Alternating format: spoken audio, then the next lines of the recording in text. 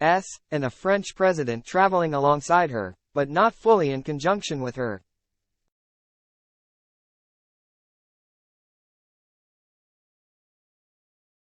The result will be a delicate diplomatic dance playing out over the next 3 days, as von der Leyen and French President Emmanuel Macron seek to present a united European face despite differing plans while on the ground.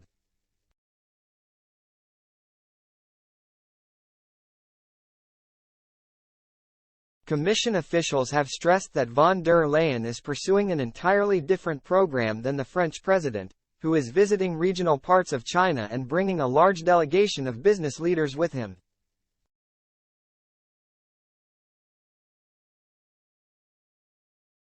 Instead, they will share just one formal meeting, the three-way powwow with Chinese President Xi Jinping on Thursday.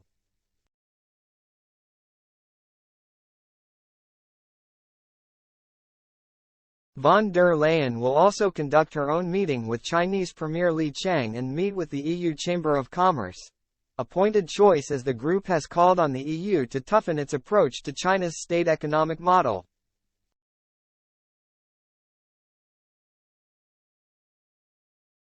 The setup reflects how rapidly China has risen on the EU's own agenda. For years, Brussels was willing to let the issue take a back seat, aware of the divergent views within the bloc.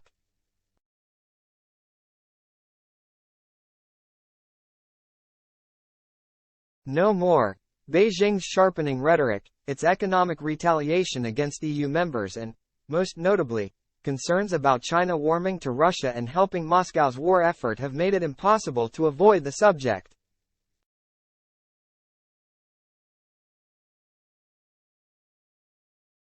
She has an impossible task, said one diplomat this week in Brussels, who spoke, like other officials, on the condition of anonymity to discuss the trip.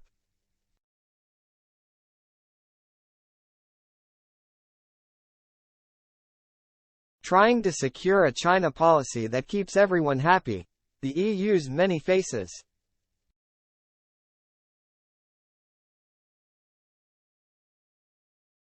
Von der Leyen has a bevy of constituencies to please when it comes to China.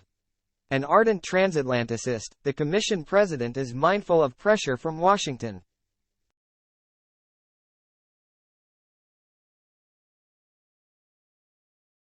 The former German defense minister has a close working relationship with U.S. President Joe Biden, forged in the run-up to the Russian invasion of Ukraine.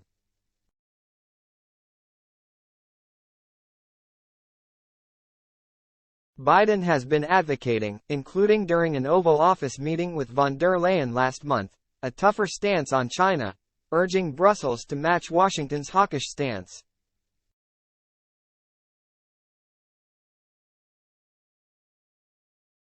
The not-so-coded message to Brussels has been that Europe should not make the same mistakes as it did with Russia by building up economic dependencies on a war-mongering partner.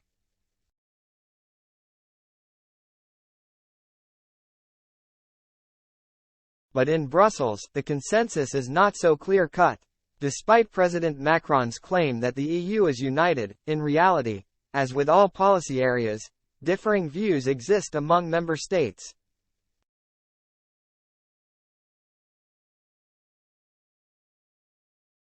Countries like Lithuania have seen China dramatically slash trade over a diplomatic spat.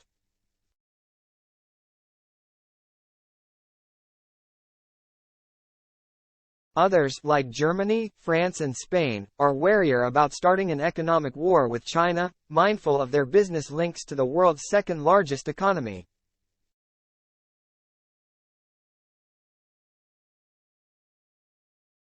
Von der Leyen is also facing her own moment of reckoning as she seeks to assert herself on the world stage.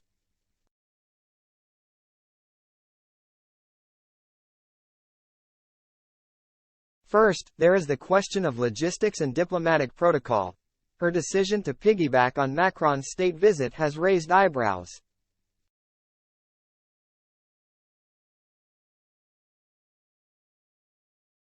The Élysée began making overtures to the Commission chief back in February as its plans took shape.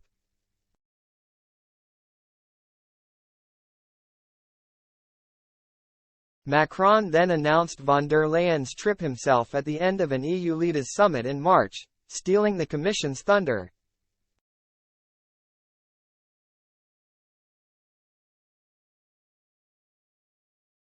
Yet Macron's eagerness to have von der Leyen on board is proof that her currency is growing.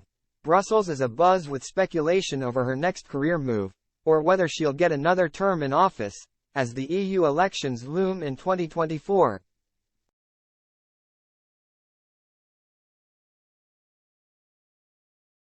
That said, in a sign of where the diplomatic power really lies, an expected von der Leyen trip next week to Latin America now appears off, as Brazilian President Luiz Inácio Lula da Silva will be going to, of all places, China.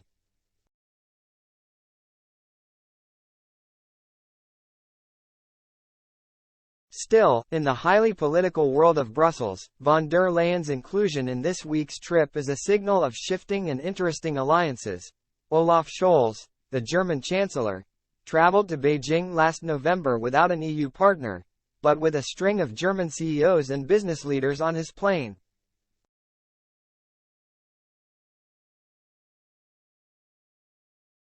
Von der Leyen is also navigating divisions at the very top of the EU. As Politico reported, top officials at the European Council, the body which manages and represents the 27 member states, have been pushing for a less confrontational approach to Beijing, fearful of being dragged into a possible conflict between the United States and China.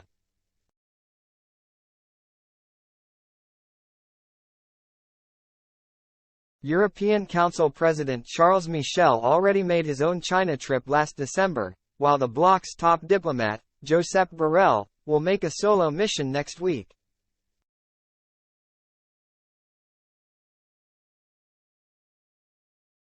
A +1 with a mission. The trip could be a defining moment for von der Leyen.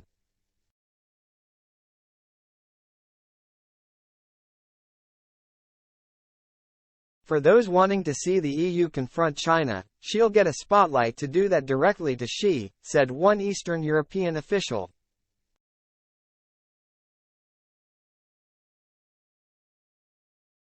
Since she's traveling with Macron, there's no question about France not endorsing her message, the official said.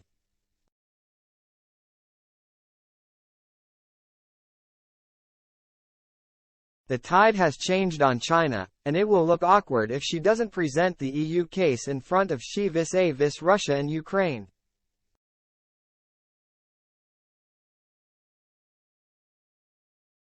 Von der Leyen offered her own version of the EU case in a speech last week that sought to nod to the bloc's differing camps.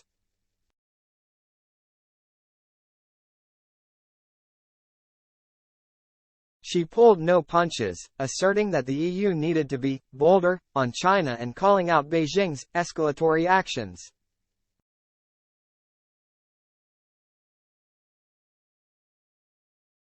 But she also stressed the need to de-risk not decouple, making clear that Europe still needs and wants to do business with China.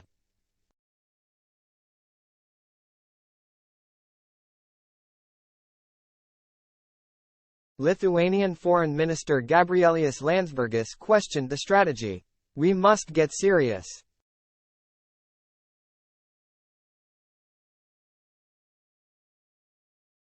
De-risking is a much-needed quick fix, but we must also be ready for what might follow," he said in a well-timed tweet just hours before von der Leyen's departure.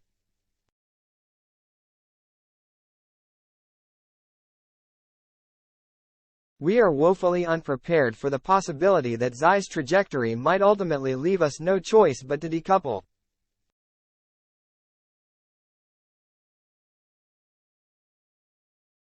But others made the point that China should not be equated with Russia. Let's remember, China is not at war with Europe. It is not a hostile player to the same extent that Russia is," said another diplomat from a less hawkish member state.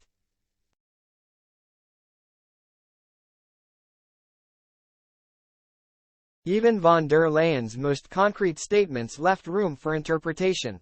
She said the Commission would reassess the stalled comprehensive agreement on investment with China, leaving diplomats and officials scratching their heads as to whether this meant the pact is truly dead.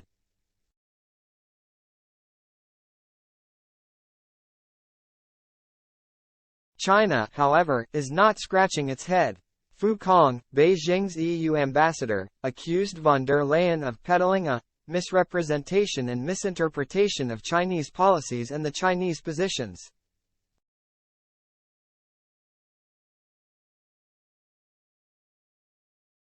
And the Chinese government is not thrilled at Macron's +1, viewing von der Leyen as more of a China hawk than some EU countries.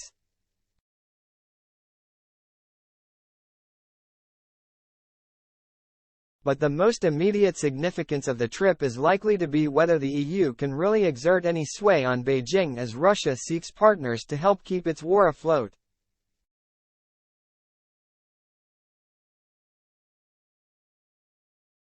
Von der Leyen made a point of speaking Wednesday to Ukrainian President Volodymyr Zelensky before jetting off for Beijing, something she has not yet done.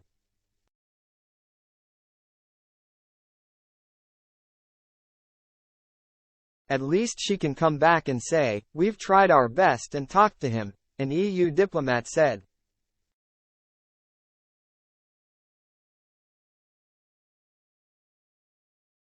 Nobody has any illusion that a few hours with Xi will change his mind.